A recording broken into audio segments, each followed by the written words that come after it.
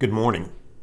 At the conclusion of this past Sunday's worship service, I asked you to pray for FCC staff and steering ministry team as we work through matters that must be addressed as we consider a reopening date for public worship at FCC. Because COVID-19 will be a part of our world for the foreseeable future, it's important to develop a plan that allows us to reopen our building for public worship services in a safe and responsible way. Whatever date we choose to reopen, some will believe it is too soon, and some will believe we've waited too long.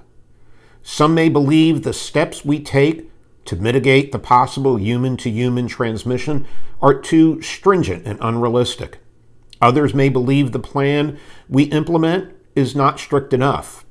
Most will cooperate and understand that attending public worship services will be very different from what it was pre-pandemic for a long time. The Great Commandment states, "You shall love the Lord your God and love your neighbor as yourself." During this pandemic, love for ourselves is expressed in the ways we protect ourselves from getting infected. In the same way, love for our neighbor is expressed in the ways we protect them from getting infected. The Bible places a premium emphasis on the body of Christ gathering together regularly for worship, teaching, prayer, encouragement, and partaking the Lord's Supper.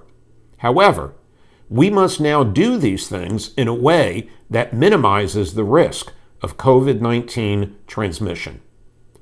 Several churches in Titusville have begun meeting again, or will begin again this coming Sunday.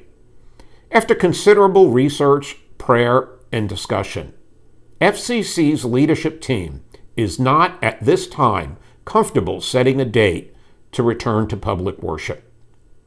As the state of Florida has begun phasing in the reopening of the state, we would like to take a few more weeks to monitor the situation and see how our state does with relaxed restrictions before a decision is made.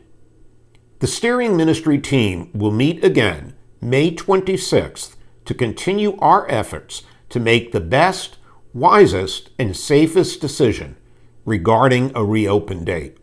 We continue to covet your prayers for us and this vital decision that must be made.